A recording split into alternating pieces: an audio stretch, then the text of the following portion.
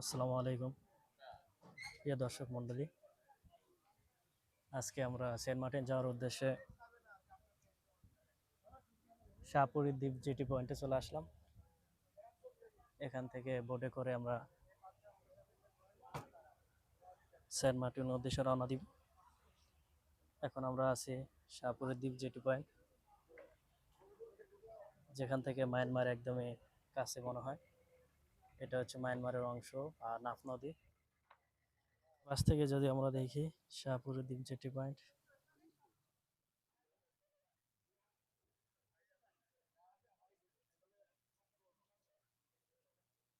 আমরা এখন এই যে এই দিক হয়ে রওনা দিব, সামনের এদিক হয়ে সেন্ট মার্টিন উদ্দেশ্যে রওনা দিব। পানিগুলো দেখেন কি স্বচ্ছ। এখন আমরা সেন্ট মার্টিনের স্পিড বোটে ওঠার জন্য একে একে সবাই নিচের দিকে নেমে চলে যাচ্ছি। সামনে যে স্পিড বোটটি আছে ওইটিতে করে আমরা এখন সেন্ট মার্টিনের উদ্দেশ্যে রওনা করব।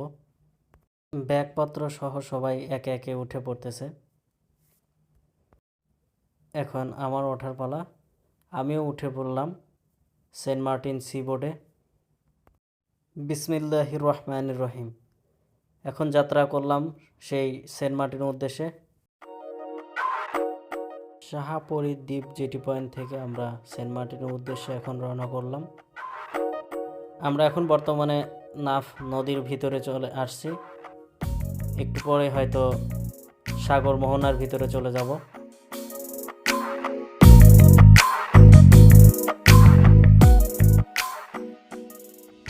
এখন আমরা বঙ্গোপসাগরের মধ্যে অবস্থান করছি। আপনারা বাম পাশে যেটা দেখতে পাচ্ছেন এটা হচ্ছে মায়ানমারের অংশ। মায়ানমারের আরাকান রাজ্যের পাহাড়গুলো আমরা এখান থেকে দেখতে পাচ্ছি। আমরা এখন সাগর মোহনার মাঝখানে অবস্থান করছি। সাগরে এই এত বড় বড় ঢেউয়ের মাঝে সিবোর্ডে বসে ক্যামেরা ধরে রাখা খুবই কষ্টকর। তবুও আজকে চেয়েছি আপনাদেরকে সাগরের অংশটুকু দেখিয়েই ছাড়ব। সাগর পানিতে চলে জোয়ার ভাটার খেলা আর বড় বড় ঢেউ। দেখতে পাচ্ছে কত বড় বড় ঢেউ এসে আছড়ে পড়তেছে। তবু আমাদের সেই স্বপ্নের সেন্ট মার্টিন যাত্রা পূরণ করতে হবে ইনশাআল্লাহ। সবাই যে যার মতো লাইফ জ্যাকেট পরে নিয়েছে, আমিও আমার লাইফ জ্যাকেটটা পরে নিলাম।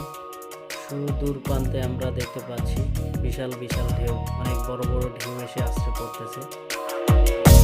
এটা হচ্ছে সেই সাগর মোহনা,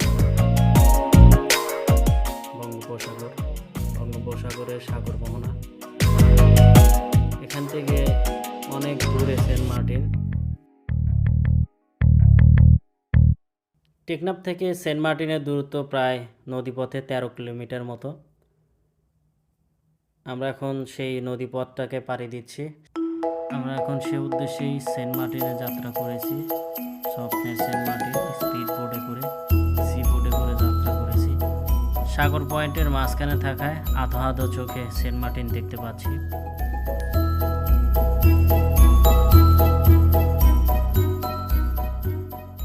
আলহামদুলিল্লাহ, আলহামদুলিল্লাহ, সুম্মা আলহামদুলিল্লাহ। আমরা সেন্ট মার্টিনের খুব কাছাকাছি জায়গায় চলে আসছি। এখান থেকে স্পষ্টভাবে সেন্ট মার্টিনকে দেখতে পাচ্ছি।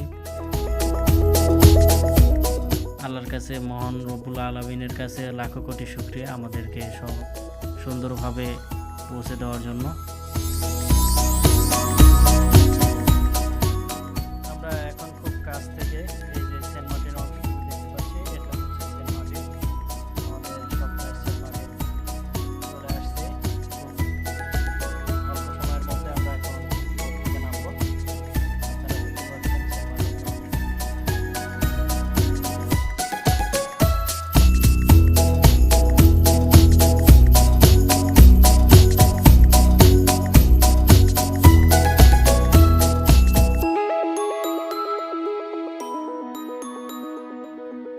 এটা হচ্ছে সেই কাঙ্ক্ষিত সেন্ট মার্টিন, আর এই পয়েন্টটা হচ্ছে সেন্ট মার্টিনের জেটিঘাট। মূলত এখান থেকেই সকল মালামাল পারাপার থেকে যাত্রীরা ওঠানামা বা যাত্রীরা চলাচল করে থাকে। স্বপ্নের সেন্ট মার্টিন যাত্রায় আমরা খুব কাছাকাছি জায়গায় অবস্থান করছি। যেখান থেকে আমাদের এখন নামতে হবে। এখন যে অংশটুকু দেখতে পাচ্ছেন এটা হচ্ছে স্পিড বোটের পার্কিং পয়েন্ট, যেখানে মালামাল সহ যারা যাত্রী রয়েছে তারা সবাই এখান দিয়ে নেমে উপরের দিকে চলে যায়। আমাদের স্পিড বোটটি এখানে এসে আমাদেরকে নামাই দিয়েছে, আমরা সবাই নেমে যাচ্ছি। সামনে যে পয়েন্টটা দেখতে পাচ্ছেন এখান দিয়ে উপরের দিকে উঠে যাব। এখন মূলত জেটিঘাট রক্ষণাবেক্ষণ বা মেরামতের কাজ চলমান। আগেই বলে রাখা ভালো, এখন পর্যটক মৌসুম না থাকার কারণে এখন পর্যটক প্রায় শূন্য বলেই ধরা চলে। এটাই হচ্ছে সেই কাঙ্ক্ষিত সেন্ট মার্টিন জেটিঘাট, যেখানে যাত্রীবাহী যে লঞ্চগুলো রয়েছে সেগুলো এখানে নোঙ্গর করে, এখান থেকে সব যাত্রীরা ভিতর দিকে চলে যায়। পর্যটকেরা মূলত এখানে নেমেই সেন্ট মার্টিন ভিতরে যে হোটেল মোটেল রেস্তোরাঁগুলো আছে সবাই সেখানে চলে যায়। এটাই হচ্ছে সেই জেটি পয়েন্ট। আপনারা যে ট্রলারগুলো দেখতে পাচ্ছেন বা মাছ ধরা বোটগুলো দেখতে পাচ্ছেন, জেলেরা এই মাছ ধরা বোটে থেকেই মাছ ধরে এনে বাজারে এসে বিক্রি করে। এই রিক্সা করে আমরা এখন চলে যাব। সিজনালি সময়গুলোতে রিক্সা ভাড়া অত্যন্ত বেশি হয়ে থাকে, তাই আপনারা যখন সিজনালি সময় আসবেন তখন রিক্সাওয়ালা মামার সাথে যাচাই বাছাই করে নেবেন। আমরা যে রিক্সাটি নিয়েছি সেটা পার পিস 30 টাকা করে নিবে, সেন্ট মার্টিন পশ্চিম প্রান্তে বিচ পর্যন্ত। এখন আমরা রিক্সা করে সেন্ট মার্টিন বাজার দিয়ে, এটাই হচ্ছে সেই মেইন বাজার সেন্ট মার্টিন বাজার। এখন সেন্ট মার্টিন বাজার দিয়ে ভিতর দিকে চলে যাচ্ছি। বাজারের মধ্যে আমরা দেখতে পাচ্ছি saint Martin multimedium school and college. সকল স্টুডেন্টরা তারা সবাই এখানে পড়ালেখা করে থাকে। যেহেতু টেকনাফ অনেক দূরে হওয়ায় তাই পড়াশোনার খরচ এবং নদীপথে যাতায়াতের অনেক দুর্গম অবস্থার কারণে সবাই এখানে। আজকে কোনো সরকারি ছুটি না থাকায় সকল স্টুডেন্টরা তারা সবাই স্কুলে যাচ্ছে। এখানে আমরা বিজিবির একটি টহল ইউনিট দেখতে পাচ্ছি, যেটা নিরাপত্তারক্ষী হিসেবে দায়িত্ব পালন করে। এখানে বিজিবি, আর্মি, র্যাব, পুলিশ সহ কোস্টগার্ড সহ ডিফেন্সের সকল বাহিনী সেন্ট মার্টিনের নিরাপত্তার দায়িত্ব পালন করে থাকে। এটা শহীদ মিনার। আসলাম মেইন বিচ পয়েন্টে, এটা হচ্ছে পশ্চিম বিচ।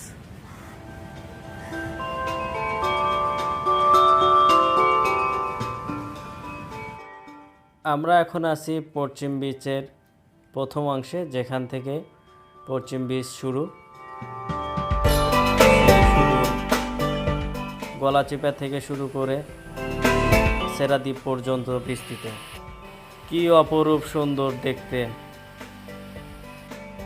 মূলত এটাই হচ্ছে সেন্ট মার্টিন বিচের আসল সৌন্দর্য। এই ঢেউগুলো যেন বিচকে বর্ণিল সাজে সজ্জিত করে। পশ্চিম বিচে আপনারা সমুদ্রের পাশাপাশি দেখতে পারবেন অসংখ্য কেয়া গাছের সারি। আমরা এখন পশ্চিমের বিচ ধরে হাঁটা শুরু করলাম। আমাদের মূল উদ্দেশ্য হেঁটে হেঁটে পুরো বিচটাকে অবজার্ভ করা, হেঁটে হেঁটে পুরো বিচটাকে ভালোভাবে পর্যবেক্ষণ করা। আমরা এখনও হোটেলে উঠিনি, আগে বিচটাকে ঘুরে ঘুরে দেখব। সময়টা এখন নভেম্বর, আর যদিও এখন থাকার জন্য নিষেধাজ্ঞা রয়েছে প্রশাসন কর্তৃক, তবে যারা কাজের সূত্রে আসে তারা থাকতে পারবে। সেই সুবাদে আমরা এখানে থাকব এবং আমাদের কাজ সহ এটাকে পর্যবেক্ষণ করব, পুরোটা বিচটাকে। সম্পূর্ণ বিচটাকে হেঁটে হেঁটে এক্সপ্লোর করার জন্য বের হয়েছি। দেখা যাক কত দূর যেতে পারি। জিও ব্যাগগুলো এমন সুন্দর করে পালাইছে, একটার উপরে একটা পর্যায়ক্রমে।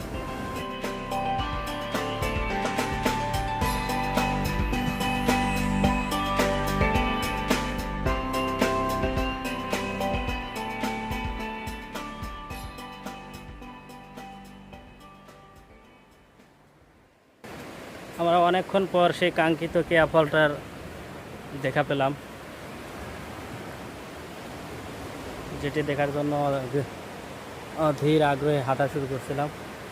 এই হচ্ছে সেই কেয়া ফল।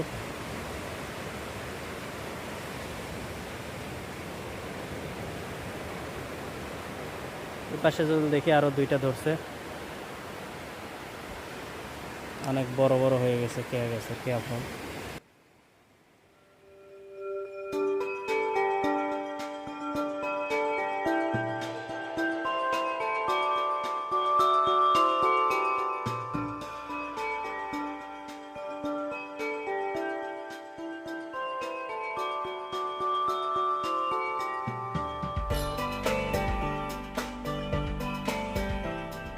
এখনো পাকেনি ফলগুলো, পাকলে বুঝতে পারতাম কোন কালার হয়। পশ্চিম বীজ ধরে হাঁটা শুরু করছি, দেখি কত দূর যেতে পারে। অজানা উদ্দেশ্য রওনা, হেঁটে হেঁটে যাওয়ার চিন্তা ভাবনা। The Atlantic resort at Saint Martin, Iceland.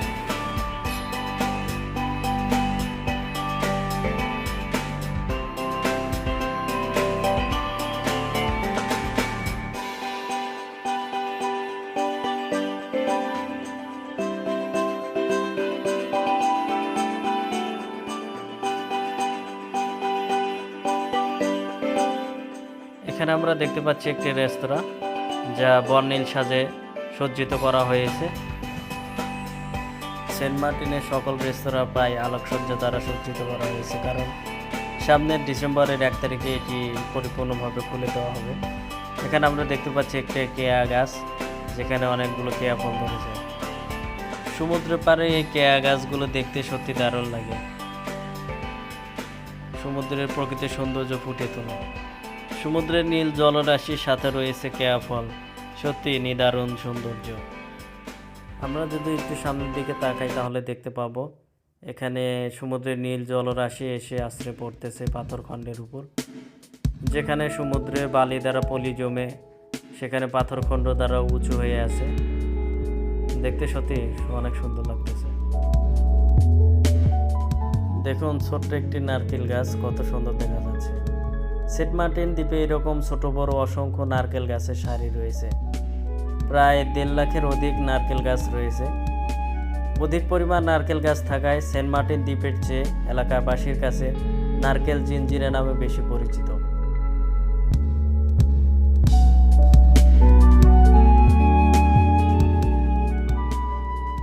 সাগরের শক্তিশালী পানির ঝটকার কারণে গাছের নিচ থেকে বালুগুলো সরে গিয়ে আলগা হয়ে গেছে শিকড়গুলো। দেখেন আলগা শিকড়গুলো হয়ে আছে, নিচ থেকে বালুগুলো সরে গেছে। সবগুলো রেস্তোরাঁ, হোটেল, মোটেল যেগুলো আছে সবগুলো এখন টুরিস্টের জন্য পরিষ্কার করে ডিজাইন করে রাখতেছে। আমি ডিসেম্বরের 1 তারিখ থেকে সম্ভবত ছেড়ে দেবে। আমি আসছি বর্তমানে নভেম্বরে, এখন টুরিস্টে অ্যালাউ নেই। অ্যালাউ বলতে আছে, শুধু রাত স্টে করতে পারবে না, দিনে এসে দিয়ে চলে যেতে হবে। এবার আমরা দেখে আপনারা দেখতে পাচ্ছি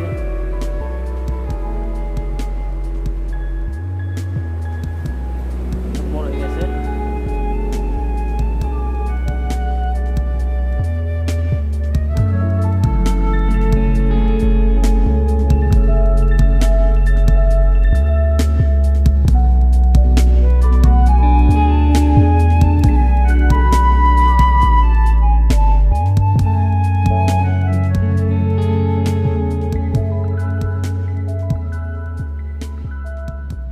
কত সুন্দর ফুল, সামনে আরেকটি দেখতে পাচ্ছি, কত সুন্দরভাবে ফুটে আছে।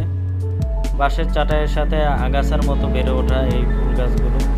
এখানে একটা মজার কাহিনী দেখতে পারবেন, নারকেল গাছ বালির তলে গহীনে দেখে ডুবে গেছে।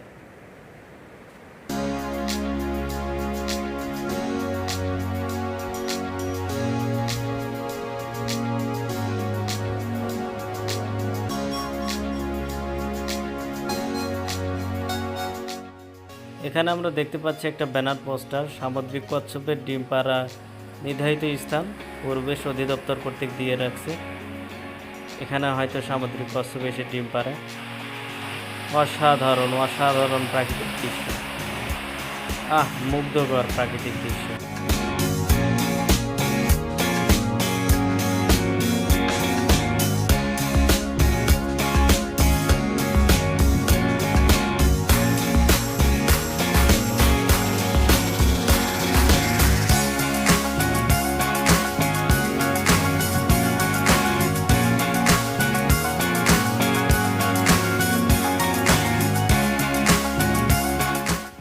এই মুগ্ধকর প্রাকৃতিক সৌন্দর্য দেখে নিজেকে আর ধরে রাখতে পারলাম না, তাই ছুটে চললাম পাথরের দিকে, যেখানে প্রতিটা সেকেন্ডে ঢেউগুলো এসে আছড়ে পড়তেছে। এই মনোমুগ্ধকর প্রাকৃতিক সৌন্দর্য দেখে যেন মনে হচ্ছে মিশে যায় সেই সাগরের নীল জলরাশির সাথে। কতই না সুন্দর। নিঃসন্দেহে বাংলাদেশের অন্যতম প্রাকৃতিক পর্যটন স্পট। এটা পর্যটকদের জন্য যেমন মনোমুগ্ধকর তেমন বিচিত্রময় এর অবস্থান। বৈচিত্র্যময় প্রাকৃতিক দৃশ্য দেখতে হলে আমাদেরকে অবশ্যই সেন্ট মার্টিন দ্বীপ ভ্রমণ করা উচিত। আমরা প্রায় গলাচিপার কাছাকাছি চলে আসছি।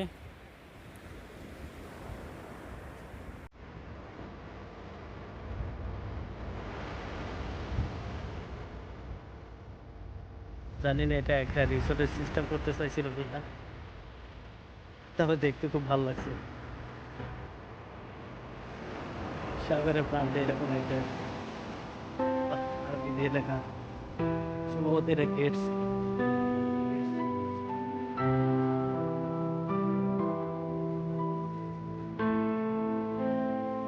এই অংশে আমরা যতই যাচ্ছি ততই মুগ্ধ হচ্ছে।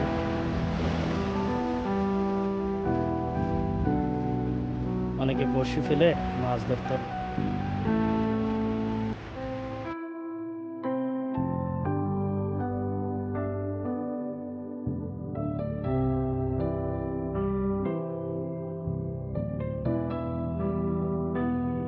নারকেলের গাছগুলো সেন্ট মার্টিন অধিবাসীদের যেরকম ছায়া প্রদান করে, তেমনি বন্যা, জলোচ্ছ্বাস, বিভিন্ন প্রতিকূল পরিবেশে তাদেরকে আত্মরক্ষার হাতিয়ার হিসেবে কাজ করে।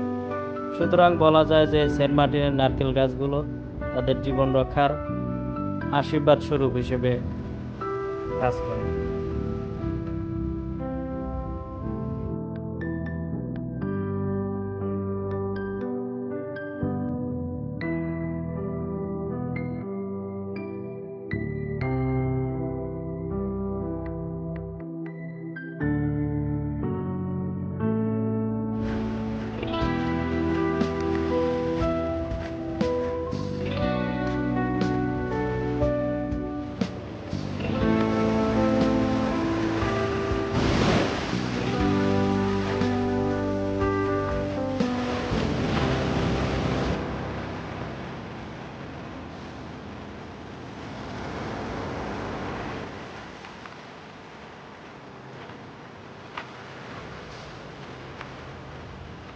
মনে হচ্ছে জুতার শেড।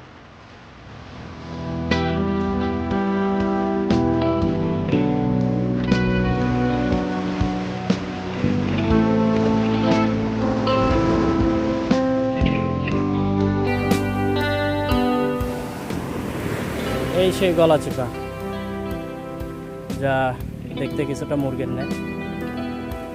এখানে অসংখ্য পাথর খণ্ড থাকায় পর্যটকদের অনেক দৃষ্টি কাড়বে। গলাচিপার এই অংশটা এতটাই সরু যে একটা থেকে আর একটা অংশ খুব ভালোভাবে অবজার্ভ করা যায়। এক বীজ থেকে আরেক বীজ খুব সহজে দেখা যায়।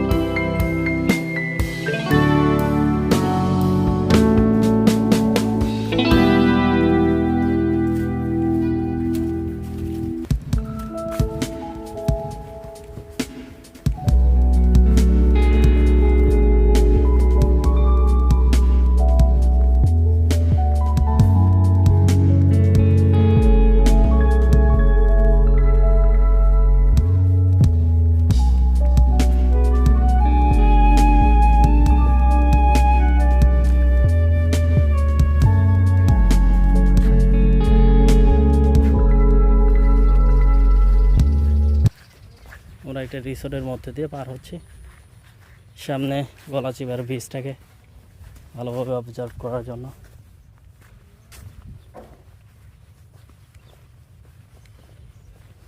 গলাচিপার মাঝখানে এই অংশটুকু রাস্তা।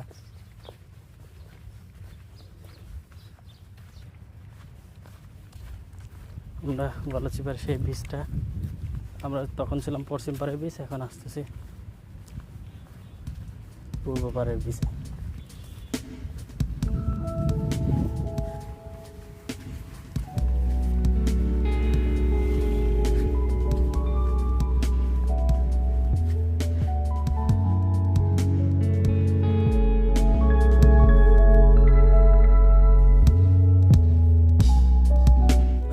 সাম্পান স্থির করে রাখা হয়েছে।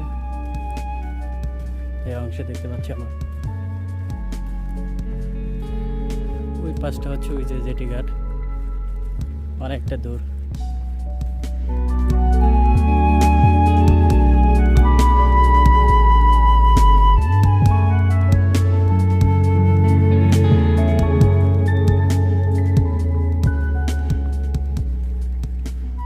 সম্পূর্ণ হেঁটে হেঁটে এক্সপ্লোর করতেছি, অনেক ক্লান্ত লাগতেছে।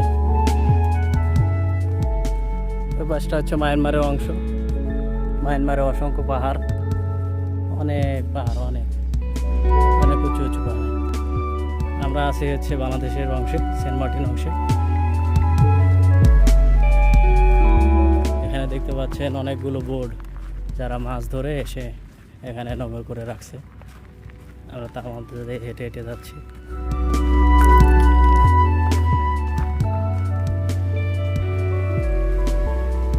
আজ এ পর্যন্তই, আবার দেখা হচ্ছে সেন্ট মার্টিনের দ্বিতীয় ভিডিওতে। সবাই ভালো থাকুন, সুস্থ থাকুন, আল্লাহ হাফেজ।